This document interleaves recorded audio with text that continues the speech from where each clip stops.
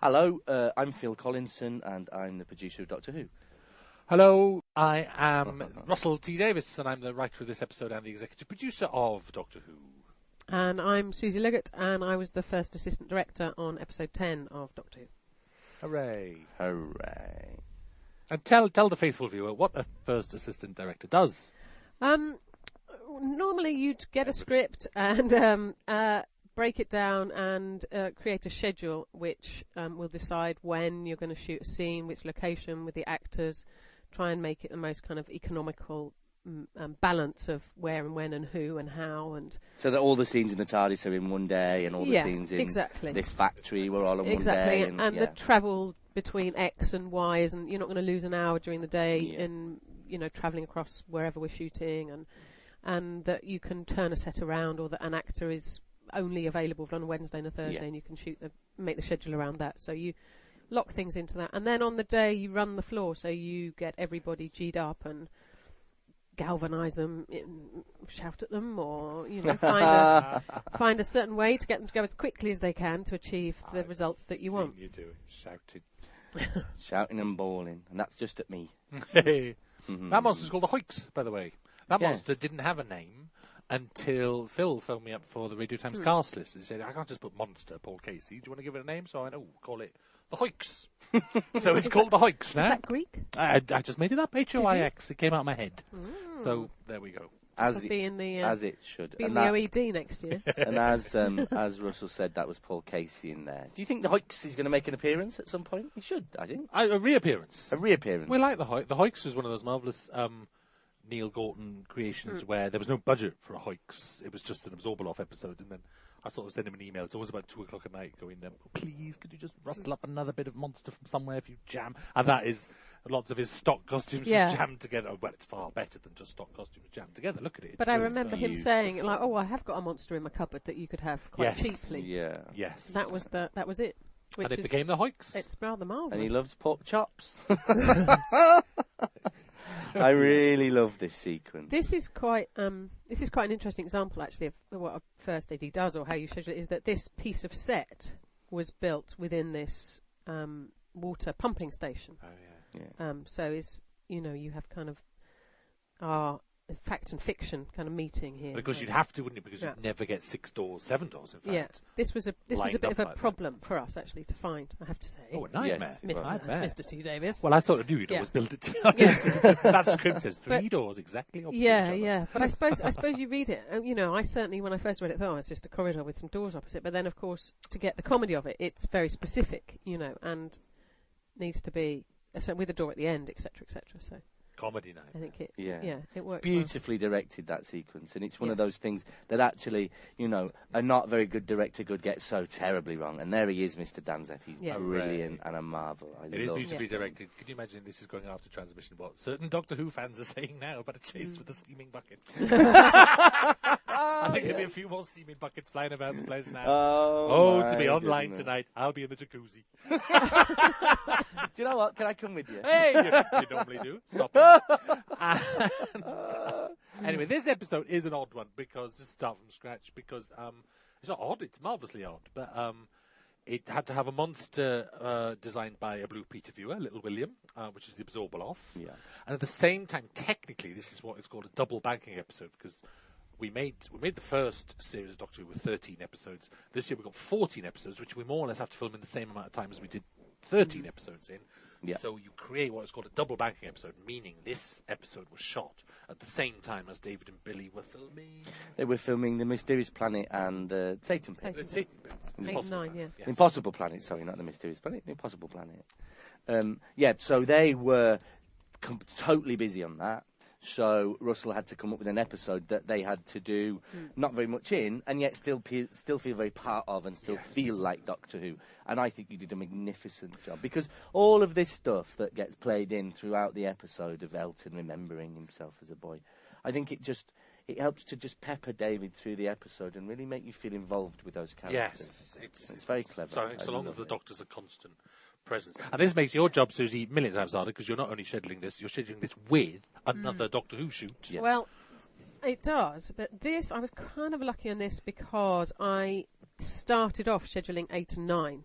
Oh, So I could Which create... were the other two episodes? Which were the other two you episodes. did. So I created a 2-day gap, basically. Yeah. Well, it was all great in the theory. Created a 2-day gap. Then got episode 10, script scheduled came that, in. and then availability of actors, etc., meant that the 2-day gap became a one morning and an afternoon separate time gap. So obviously it was very difficult with with Billy and David's availability to make that work. So I we love this basically- sequence here now because obviously what Russell wrote in the script was, we've got a few grabs of the Autons' invasion of Earth from episode 1 of our series of Doctor Who, our first series of Doctor Who. And we remounted the whole thing, didn't we? Which It I was didn't really tell you, exciting Russell, to do. quite how much work we'd done and how big it was going to be. Oh, I know.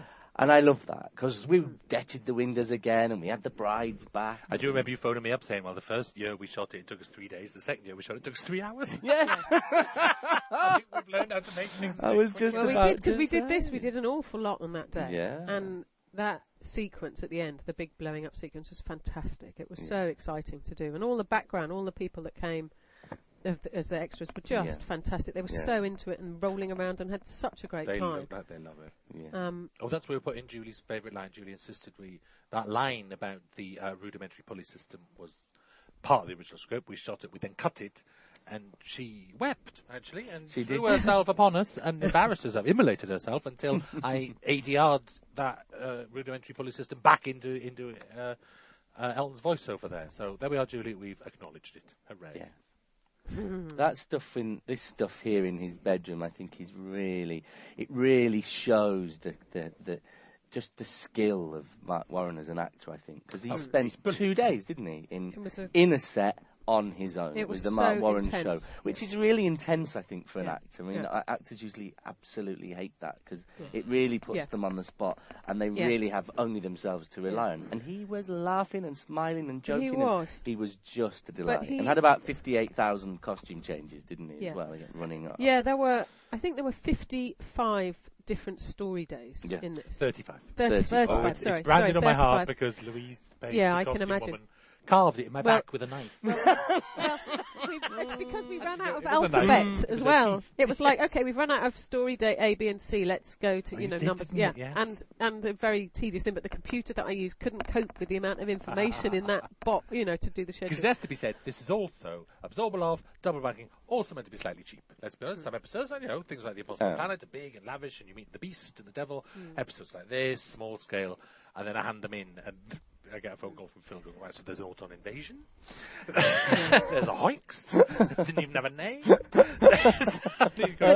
Quite as cheap. The 2 days that we spent doing the interior flat was kind of great for Mark, I think, as well, because he could really run at it. He really had Was it the first stuff you shot? all that time. It It was was the the very first 2 days. first 2 days. And in fact, we shot it in the old Corona Pop Factory in the valleys. In the valleys, yeah. we did. But I think he really, he could really be free to go again, and because of the way that we shot it, as his own home video, he wasn't, he didn't have to kind of find his marks or this and the other. So he was free to perform. He could find the character. And a lovely and a find the character, brilliant, clever actor. Here's With Shirley Henderson. Shirley Henderson, Talking who I think is genius, magnificent. yeah. She's Moni Myrtle in the Harry Potter film. But I mean, that's just one of the many raft She's of just things that finished she's the done. Sophia Coppola latest. Oh, has Sofia she? Coppola movie, yeah. Yeah. She did just before she Do you came think on. she said, Sophia, I got to get on when the episode of Doctor Who was on? Yeah, exactly. Yeah, maybe She was did. wonderful. She was both of them were absolutely wonderful. She is brilliant. Let's find Be something that. bad to criticise. Yeah, we need to find some. Do you know what I love about this episode is the locations, actually. We don't often thank our locations department often enough. But we had a big tone meeting, remember? We were really specific that this takes place in a real wilderness, that these are little ordinary people with little quiet lives will never be special.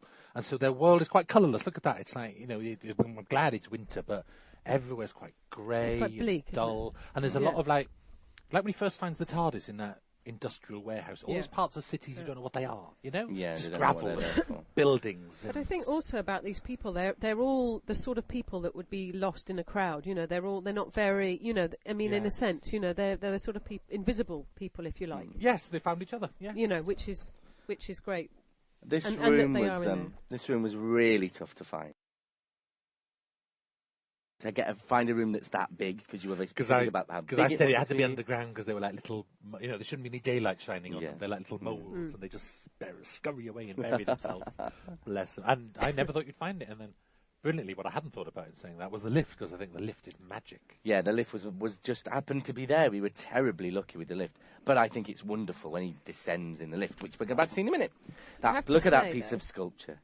underneath the busiest antiques warehouse possible. Is it? Where, dump, dump, dump, dump, dump, all the posh women coming to buy their, Peter Cade comes slopping down the stairs in that suit past, Yeah. two blue rinse ladies all buying their and a commode sideboards coming out and the door. this and the other. It was hysterical. Totally. Oh, that's fine. Funny fact I never told you, Phil, Yes? at all about this episode is what podcasts are for, is in that earlier bit where we see the Autons and the Slitheen and then the Sycorax on Christmas Day. Yeah. So on the very first draft of the script, before I even handed it in, and I rewrote it before anyone ever saw it, and sometimes I wish I hadn't, was that whole sequence of Elton meeting alien creatures went through like the whole history of Doctor Who. So he was like a little boy when he was 3 years old in Shoreditch, and his birthday party was evacuated because there were Daleks on the street, which is what Revelation. Yeah, that was yeah, that Dalek yeah, one I yeah, remember. yeah. And then his mother would have been killed by like a plastic daffodil by the Autons. How And fabulous. stuff, and so it's right. And then I think he would have been walking down the Thames when the Loch Ness monster comes over the embankment at one point. Well, can I just say I'm so glad you screwed that up and put it in the I bin. think I was thinking of your budget. But isn't that a nice idea, though? Someone That's a beautiful like a idea. 30, 40-year-old man. He's not 40, but it was life goes through. He's That was the lived starting through point. Doctor Who. The starting point of that was like I wanted to write that idea as a comic strip for Doctor Who magazine, and years ago, and I never did anything with it, and so it became this in the end. All those ideas. About just this sit there. idea, a person who'd lived through the history Yes. of Doctor Who, but as a passerby. Yes, as a passerby. Oh, But how and also interesting. this is interesting. This is a really touching moment that I think is is a theme in all your script. Is that you really have this kind of human, heart touching element to a lot of them, and that and that was it. And finding, and just thrown in just as a character looking for her daughter, and they're all looking for the Doctor, and it just That's the lovely it's- Moya Brady. yeah, Yes. it's Came a up to me. beautiful moment. She came up to me, Anthony Cotton's 30th birthday party. I love to be a Doctor Who. Yeah. Like that. She wrote to me as you. well. And she wrote me a beautiful letter saying I'd love to be in it. No, she really loved And it. It's her favourite She programme is in best the world. mates with the woman who did our hair on Casanova. Well, there we There you are. go. It's the tiniest world. Yeah, it is a small It world. certainly is. How much yellow did I have to listen to playing this? When I was writing it, I was just on constantly. And so on the day they mimed, didn't they, to the actual track? And then Yes. when we were in post production, we got them all back in and we recorded them actually singing it, which I adore. How bad they are. I know. I'm amazed to discover after all these years that in that song they're singing Bruce. Don't bring me down, Bruce. Oh, I thought it was Bruce. I thought it was Bruce, but they're I singing thought it was Bruce. Cruise. No, I've never known what it is. But on the dubbing sheets, where I presume they gone and looked up the lyrics, it says Bruce, Groos. Well, if anybody knows what Groos means, If can Jeff they write Lynne to me? is listening to a Doctor Who podcast, You have Please get there's in an awful lot of people in the office that had never heard of Yellow before, who were who are completely into it now. Who are you mean yeah. people under people 30? people under 30. A lot Yeah, of people under totally. 30. I don't call them people. No. They're just like dogs. Unfortunately, Pets. quite a lot of the people that work on Doctor Who are under 30, which I is slightly know. scary. I know. So here's Peter. With this actually wasn't his first appearance on set. His first day on set was in the Absorbaloff costumes. Yeah. Yeah, so he'd settled in a little bit. Love that bit very much. Can I say, my favourite bit, when my boyfriend watches this episode, he laughs at one line every time, and that's the eczema line. Yes. And I sit there going, that's the one line I didn't write. That's the one Peter Gay phoned me up from the second. Going to do this eczema gag, which is brilliant. I love it. I was going, like Peter Gay needs to ask me what he can put into Eczema. the script. It is funny. It is funny. He's hilarious. It's like Ronnie Barker in this episode, I think. Just the way he plays this character, because it's a funny bit of casting, actually. I think, in a way, because I absolutely love Peter, and he sort of has a character all of his own, and it's really interesting to see him tackling the character part like that, which I think he pulls off brilliantly. I think he's a proper actor. Yes, I think yeah. it's his comedy persona is so huge that it hides a lot of what he does. I think he's brilliant. Yeah. I love this because one of my favourite times in this was we sent in the script And the moment he got the script, he was like on the phone to me, and I was talking it through and saying, "Oh, this, that, Victor Kennedy, absorbable off this." And he went, "Where are you? At home? You're in Manchester. I'll come around now." Oh, so did he? I never met him before. Probably he comes to my house, and I was like, did he? "It was a marvelous moment." Did you have to run around where is- tidying? Well, of course, Susie, please. Maid was very busy. Maid and chef rushed off their feet that day. It was a great moment of opening the front door, and you died for all your neighbours to be in their gardens. Go, look, it's Peter Kay. Come through my front door. No one in the street. Middle of the day. No one there. But I love that. He came round. should be so lucky coming through your front door. Susie, that's Really? what I said. Bless him. And it was brilliant. We sat at my kitchen table and rehearsed it and genuinely talked about Victor Kennedy and the Absorbaloff and when you spend an hour talking to Peter Kay, it's also at the same time like you've had an hour's free stand-up because he's just amazing, isn't he? But that's what when he was on set, we all as a character, as a person, he's like the Absorbaloff because he's there when he's performing. You become completely absorbed. Yes. And I would find it was so frustrating for me because I'd watch the whole crew.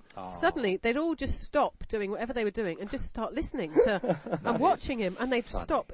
You could watch everybody's playing Dead Lions because they were watching and listening to Peter, and then I'd get drawn into it. It was like and I'd have to stop. We have to carry on working. Peter, be quiet. He is amazing, and he's not just he's not just funny. He's the cleverest man in the world, isn't he? It's like you don't get to have that career and that status without being blazingly clever, and it's quite amazing looking into his eyes. I think they're like the cleverest eyes in the world.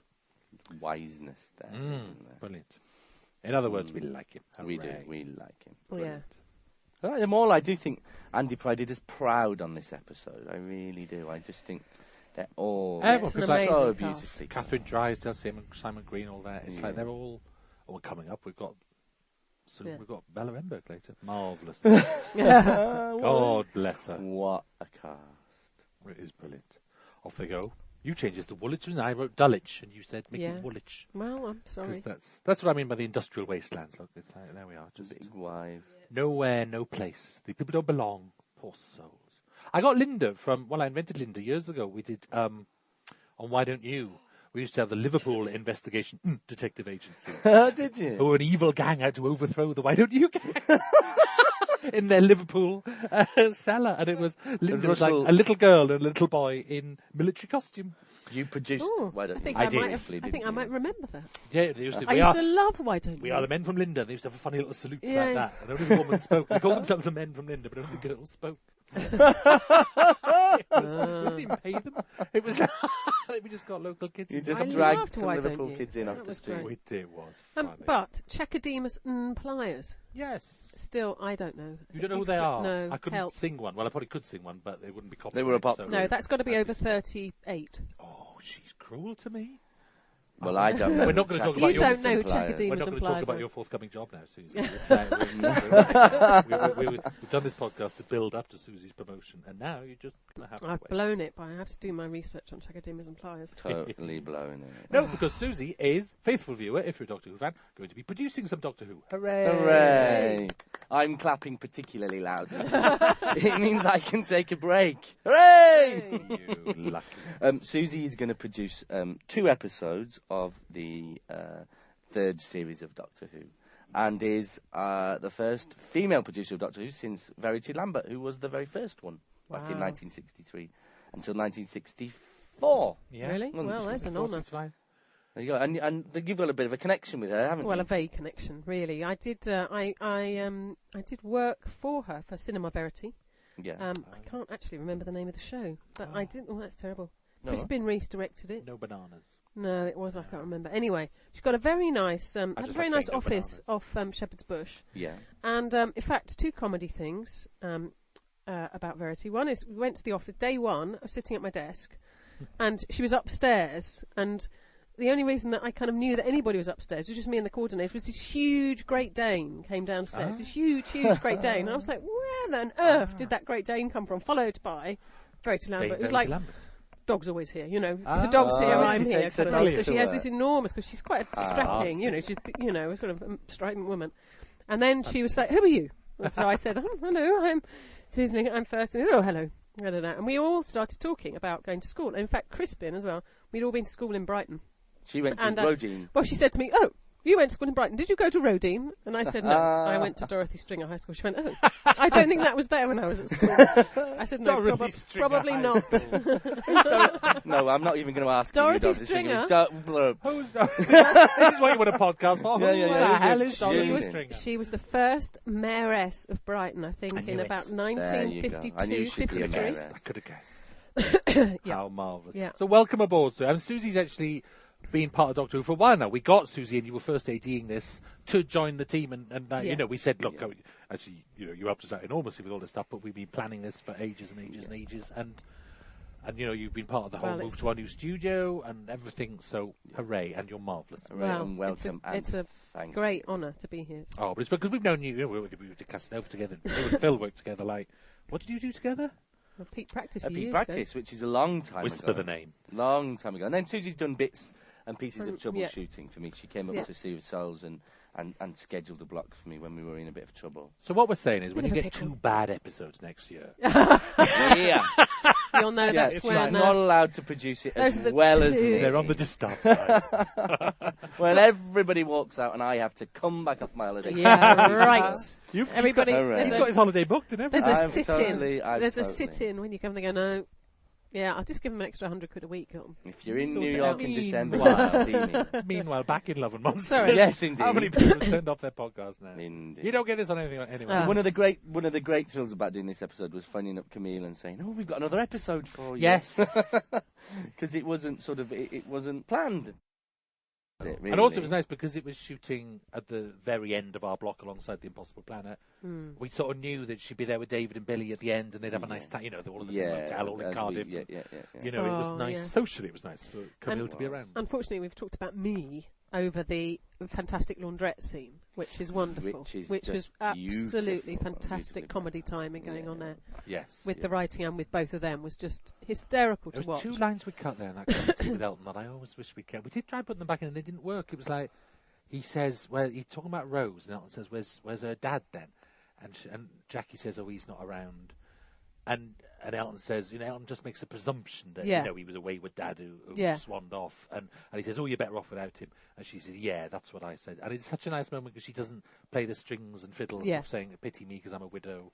And it was such a dignified moment for Jackie that where she could come on to a man by asking for sympathy. She didn't. She didn't want to cheapen Pete's memory and everything. And all that thought went into it, and it got cut. So there we go. We struggled a lot with this episode, though, getting it down to length. It was quite over, wasn't it? It was a good few minutes over. Yes, it was. And we didn't know how we were going to do that. And all we really did was trim lines. We did. We didn't lose any full scenes, did we? I think there's I did a list for the DVD box set. There's a couple. Yeah. I can't remember what they are now, but it was hard to bash into shape. It was one of the most difficult ones we've ever had to cut down, actually. On one edit, we dropped all of these scenes every time they leave the library, and you hear the offstage scream, which is repeated 3 times, and it just didn't hang together. No. You couldn't make sense of where the missing people had gone.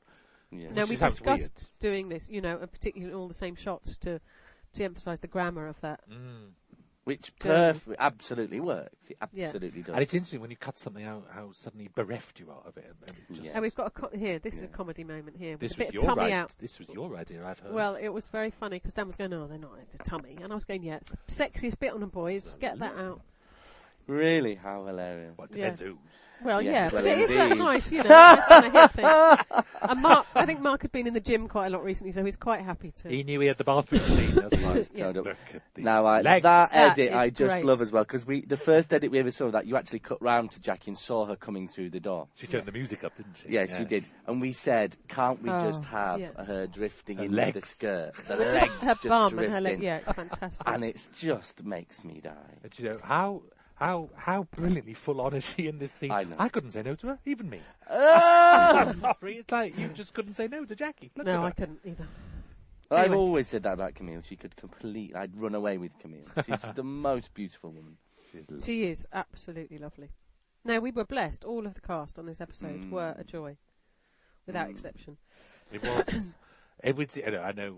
And people would say that things like that in commentaries and things are always all marvellous, but it was very special, wasn't it, actually? Yeah. By being its own little unit and by having its own director and its own cast, there was a lovely little feel about it. I think we also felt, you know, we were, because it's double banking as well, we were sort of out there, you know, there was a lot going on, and we were kind of self-contained. We just sort of got on with it and kind of came back and went here. delivered. We were busy wrangling ood in factories and Oh, you were. That was Yeah. a bit more descending ethnic, lifts and Yeah. holes in quarries in the middle of the night. I mean, thank God it was you and it was Dan, because it kind of meant for me I could sort of fly in and fly out, and all was well, really. And this will be, the Double Bank will be a yearly feature now? Yeah, it will have to be. Yeah. Oh, yeah, I heard the sigh from the great unwashed. Here we Yeah, go. it will Shirtless have man to in be. bathroom. I have to do that once per season. That's a new rule. Indeed. You Thank can do that in every double bank if you want. I love this. I love season. this. I'm sorry, we shouldn't just sit and say we love things, but No. how good are the both of them here? Yeah, Lovely. brilliant. And just that lighting I love as well, which is really stylised, actually, but I don't mind. Oh, it's And bright usually, orange. Usually It's you weird. want it to be real, but I love the fact that it's orange. I love it. Whole thing's got a glow about it. Yeah, hasn't it? yeah, completely. And she's so. What I love about this is more than all the other things, I have to admit, is that it gives me an insight into Jackie, and I Yes. see what it's like for her when Rose is gone. Because you do wonder, Yeah. as a sort of viewer, you do kind of think, what must it be like being that mother whose daughter just dips in and dips out? and- Partly, I did, as well as all the other conditions of write a monster, write a double bank, write this. I wanted to write for Camille because Mickey had got a lovely Noel Clarke, as Mickey had got an awful lot to do in the series in 5 and 6. That's one of our regular supported characters who'd really taken centre stage. And I had a sort of haunted, nagging feeling that I hadn't done enough for Camille, really. And as the season went on, I sort of suddenly realised, I thought, I can do that. She wasn't part of this at all originally, I think, in the initial germ of an idea. But it was like, as we started filming the season, I was just sort of thinking, actually, if you could book Camille, I could put her into this. So we just sort of pieced it together like that. Yeah. But there's also this has a beautiful interaction they have as a real kind of universal truth about the being left behind and the people that aren't. If you're not focusing on something, it's that normally we're with Rose and the Doctor, so you're not thinking about that. And the people on the that sidelines. is the point, There's been a lot of science fiction does it quite often, actually. There's a Star Trek episode where they go below decks. Is it called Below Decks or something? And it's like the junior officers of the crew. And there's a very, very brilliant Buffy episode called, what's it called? The Zeppo or something, where they take Xander, who's one of her little mates, and he gets to be centre stage in the episode. So I didn't invent it. Oh, okay. I have to say. I nicked it along with everything else. Oh, well, Then I wrote it better than that. I don't know. It just has such a lovely feel. It's the way flashbacks used, and all of that was in the script. It was all there in the script. And yellow, and we get to play yellow. Yellow, which is just the most beautiful music. So this was a really difficult scene to film because, first of all, it was raining. Second, it was freezing, and third, we had the entire contents of 7 blocks of flats watching us from the sidelines with their dogs. various 3-legged, 2-legged, 1-legged animals.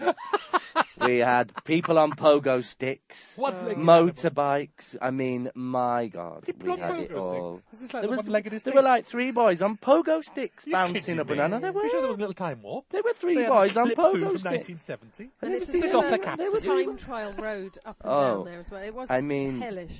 Speeding. sticks. Speed, they were. I didn't even know they made We them. don't do joyriding here. It's like the posh estate. This is Listen, They only steal in your pogo Wales. sticks. Only in Wales. And then there was one boy. This car sort of screamed up. This arm came out and grabbed this little boy who was stood next to me, hauled him in, said, "Get on your tees on, sir." Screeched off into the night. It would be much better I mean, he if could have they. been It was kidnapped awful. or It'd be better anything. if they pogoed off it. But Pursued by space operas. 3 boys bouncing off Camille up the wearing road. next to nothing. Wearing nothing. Next to nothing, freezing to Now death, and all the girls kind of going, "Oh, I really like. Oh, where'd you get that from?" And all the Yeah. boys giving yeah. it, Were they saying that wolf on whistles pogo and sticks? going, I can't get rid of the That's pogo right. sticks from my head. If you watch very carefully on one of the reverses, you can see Camille's head bobbing up and down like that. She watches them go up and down behind Mark's head. That is mad. Is that the old estate that always Mad. doubles as the Tylers? No, it's a completely I new thought estate that it we've was new. never ever filmed on. Oh, we won't go back there. We'll be pogo. I think going back at night is not a good thing. That is the best thing I've ever was heard. mental. You had a little that time night. slip. It you did. was mental that night. Police cars, you name it. Yeah. Anyway, it was terribly difficult, and yet it had to be so intimate, and they really pulled it off. I think Yeah. Oh, absolutely. Bless them. because it breaks your And heart. they were brave because it was pouring down as well. Yeah. It was an awful time to shoot. Breaks your We're heart. approaching the Absorbaloff's reveal. Now, what do we have with Peter Kay? 6 days?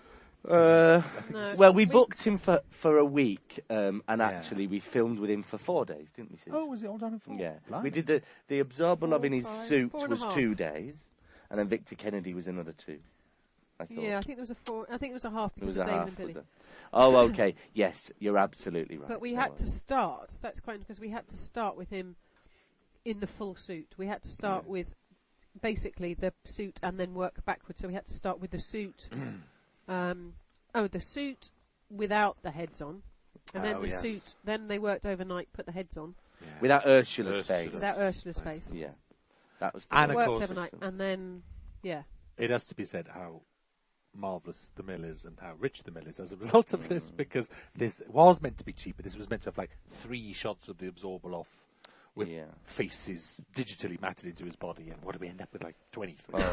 Oh, 25 or something. And then that is where Phil juggles the money marvellously. And then we I have watched to the say. first edit and said, "Oh, do you know, we need more." Because the prosthetic suit was beautiful, but Yes.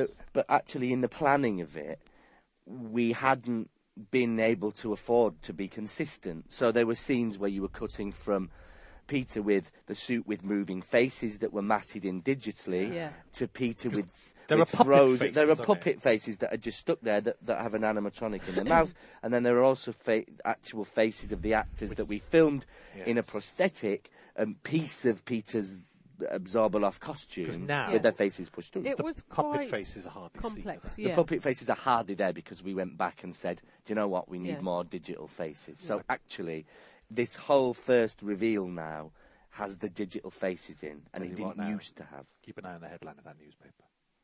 That's all I'm saying. So See, you see originally, there, that was wasn't a puppet. That wasn't meant to be an effect No, shot. that was a puppet And it just face. didn't work, did it? No, it just didn't. Well, it didn't have a consistency because then when he started speaking, he suddenly turned into that. And it just looked odd. Yeah. You just said, well, hang on, he was a puppet face a minute ago, now he's that. That doesn't ring true. And it's hard because we're at the series end and the money is spent, and that's where you It's feel quite brilliant. interesting It's- that's a lesson, for future needs. Well, sort of I things. honestly don't think I don't think that's a lesson we'll ever learn because with this sort of stuff, you don't know if it's going to work or not, and can't that's see the it. juggle really. That actually often Well, and also- you have to yeah. go back and go, that didn't work. And you we've have got to make bail ourselves out. and You've you have got to know make you've the got enough decision at a money point to at do which it. you're actually not dealing with facts, you're dealing with you're dealing with figures with then. theories. Yeah. And the actors are out of the actors are out poor of Bliss. contract. And actually, Yes. one of the things we did is we didn't really film Ursula's close-up shoot, which was basically the actors and actresses with a prosthetic piece of the body stitched onto their face. And on green on their faces, etc., filmed in close-up. We filmed those completely separate. Yeah. We had to film them very specifically from certain angles, and then the angle we filmed Ursula at didn't really work. So I did the reverse then later. When Peter's walking up the street, she used to have a line where her face was in the body, but it was looking the wrong way, and it looked odd. So Elton don't That's- say So that. wasn't actually, it? Elton don't say that, she says in the street. We went back to the puppet because Yeah, it's the actually wrong side at of the least line, there was yeah. a consistency to what was going And this on. it was all a nightmare because remember the script like so says the script very easily just says the Absorbaloff grabs Ursula and she absorbs into the skin, and the mill is sitting there going, you said this episode would be 3 shots maximum, and you know how expensive and how time consuming that is, and then he's got to melt at the end, and then the cane's got to have sparks, and then the Cigarette spaceship is there at the beginning. They hate me, Susie. And you just I'm sure they don't. you just sat there like Queen sure Victoria, they're going, didn't you? And I smiled I enigmatically. sit there, go, well, do what you can, boys. Like an old dowager. And they going, all just want to please you, so they do. well, And Bless you. that They was wanted to the please the- animatronic head there. Sorry, that's on that shot, that wide Yes, shot. There was that the was the head. animatronic head. yes. And then that was not Shirley. It was someone else pushing their face through a piece of. And that's of what I latex. love Was about. it? Oh no, we did that with Shirley. Oh, as was well. it Yeah, no, Shirley? it was I didn't think it was lovely Shirley. Shirley.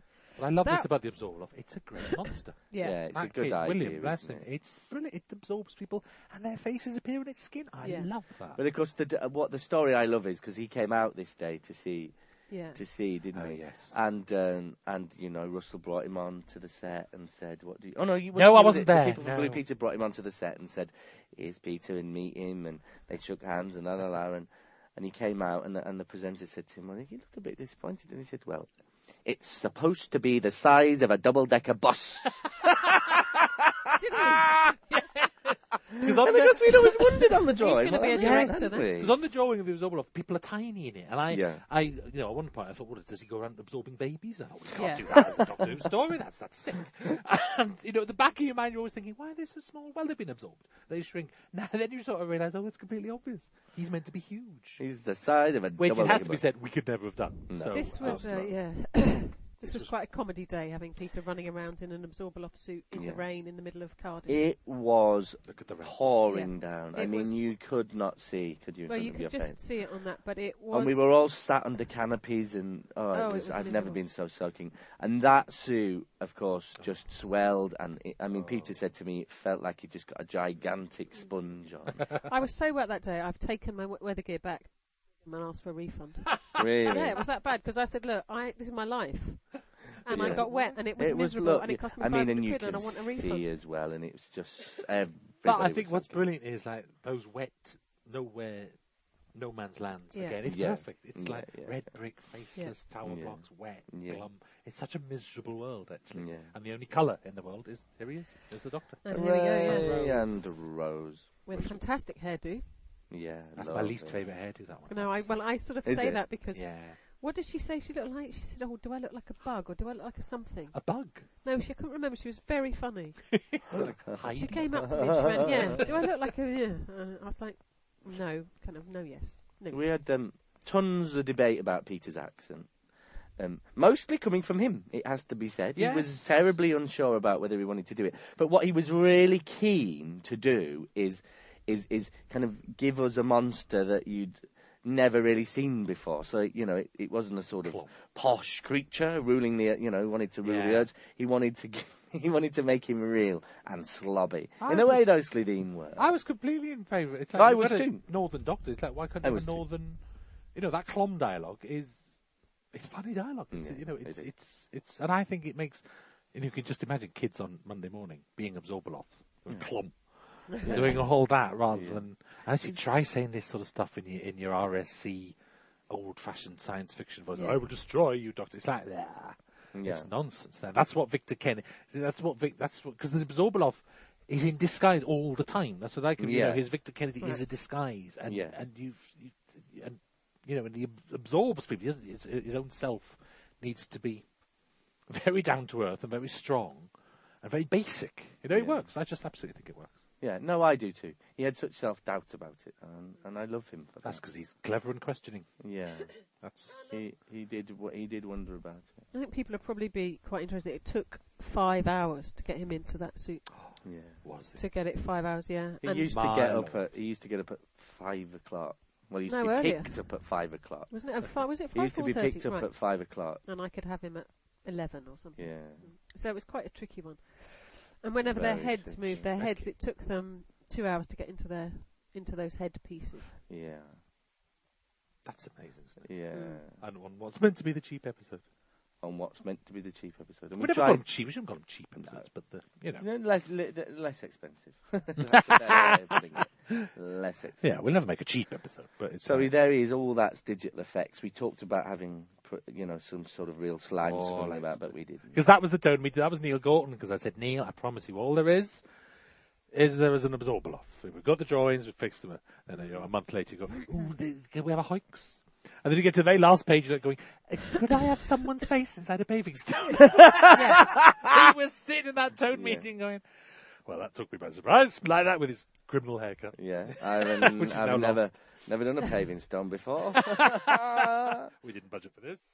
And he just made it brilliant. They pulled it off with aplomb. Because I'm taking the mickey now. The next second in those meetings, they're sitting there going, we can do this, we can have the face rise up this way, there's this way of doing it. They're so full of ideas. It's like, of course they do. One day I'll push them too far.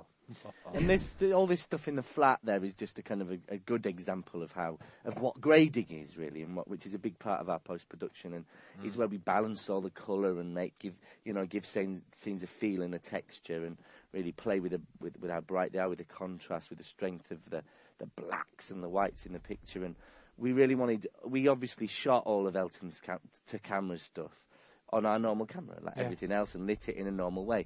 But then we wanted to strip it away and make it feel like a video camera. And in a similar way, this stuff we wanted to feel a bit older and a bit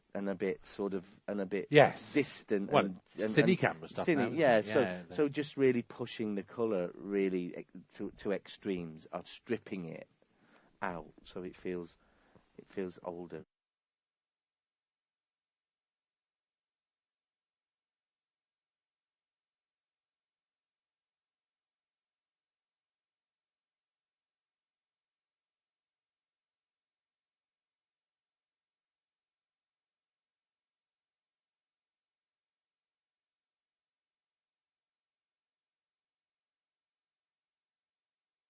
Every time I see that moment, it brings a little tear to my eye. Oh, his mum saying goodbye. When his mum says goodbye. It's so lovely. Really lovely. And here he is, safe and sound. With his love. Yeah. But we say no more. We draw a veil. I was wondering whether to cut the Stephen King reference here, but it is one of my favourite lines about salvation and redemption. It's from The Green Mile, I think. And I remember reading it and thinking, well, years ago I read that, and all the years ever since, you've been thinking, what does that mean? Is that true? And you remembered it? You've got a marvellous memory. Well, I don't remember the whole book. No, but even still. No, well, when a question gets into your head like that, you think, is that true? What does that mean? And that's why you end up writing something about it in a way. Like he says, the best of things and the worst of things has happened. Yeah. They're the same, in a way. Yeah. These things that happen to you. Look when they were happening. That's the only time we played proper ELO over them. Yeah. Because we were quite keen on that in the dub. That he remembers them as singing perfectly. He remembers them better than they were. Yes. Yeah. He remembers them as like they really were. And that's a nice little dubbing little touch there. And now we have strange warnings and hints about Rose and Jackie about how much longer, as Queen Victoria said, they can survive this terrible life. Yeah, because there are, of course, dangerous adventures ahead for them in the next few weeks. That's just be produced by Susie. Big dangers to come. A lot of warning signs. Yeah. Like David's coat there is just in the rain. Have you seen that? Yeah. On that shot, on that white shot. Oh, it's just the coattails absolutely just like soaking wet. Louise must have gone balmy that day. She was. I don't think she was out. I think we kept her away. Yeah. She was carving 35 in my back. Yeah. With her teeth? Yeah. Someone wrangled her into a Winnebago and sat on her. No, I think we keeping sent her it out to of the we sent it to now this was interesting because this was actually Shirley just kneeling there. That's all real. Yeah. And Well, all no, they they did was did take paint. her body out. They paint a bit of a body out between bit his of her legs. body, but not it wasn't a huge a big job. It that. literally is Shirley with a paving slab. Yeah. That is absolutely 100%. Did she A mind doing that? prosthetic. Was she No. laughing? Oh, she No. was laughing her Was she? head It off. was wonderful. Because it looks as if we've digitally done that, but we absolutely haven't. It's No, it's all Shirley real. with a paving slab Touched on to her head, face. yeah. Blended round. It's beautiful. Bless her, hooray. Elton's final Beautiful speech now. Julie Gardner loves this speech. Yeah, I do. I think it's really Incredible eyes he has, I think. Oh, he's amazing. Burning out We at you. skip- We haven't said enough how brilliant Matt Warren is. No, in we this haven't. We could episode. spend 45 minutes on him. We could. He Carries knows that. it on his own. Marvellous. But he did proper work. You know, he was a really hard-working actor. Oh, he's a you real know. deal. He's brilliant. He's right. We're very lucky. And So a there we very- go. That was wonderful. Hey-ho. I enjoyed that. How was that? This was Susie's very first podcast, Not the DVD last. commentary ever. It How has was to be that said. to you? As Susie came in the room, she didn't know what a podcast was. No, I do now. Oh, Talk I to do me now. about age, lady. Oh. Yeah, it was relatively painless. Yeah, a good way to start. Thanks. It was. Thanks, boys. It gets harder than this. Let me tell you now. This was easy. Of course, it depends who you're sitting in the room with. You're with the top team, yeah. Love. Yeah, Ah, right, yes, totally. Oh, the pauses and longers I've heard. Totally. I'm going, where's my Chris Moyles? Writing each other notes. Exactly. Your turn. We can't write other notes because we are actually secretly being filmed. Yes, we are. Might be shown one day. What are they going to do with those things? Might be on the DVD box set. Might not. Don't take that as a promise or a contract, and don't sue us if they're not. Faithful viewer. And so we say farewell. And we do for another episode. Hooray. And we'll see you next time. Come back and watch number 11 because it's absolutely gorgeous. Next week's written by Matthew Graham that we just talked all over, and Nina Sasanya's in it, and brilliant little girl Abby. It's a beautiful piece of work. I think it's absolutely lovely next week. It surprised us all, didn't it? It did completely surprise us all in its just how moving it is. Actually, it's very moving, and very exciting, and actually terrifying, all at the same time. What a trailer! Good night. Very good.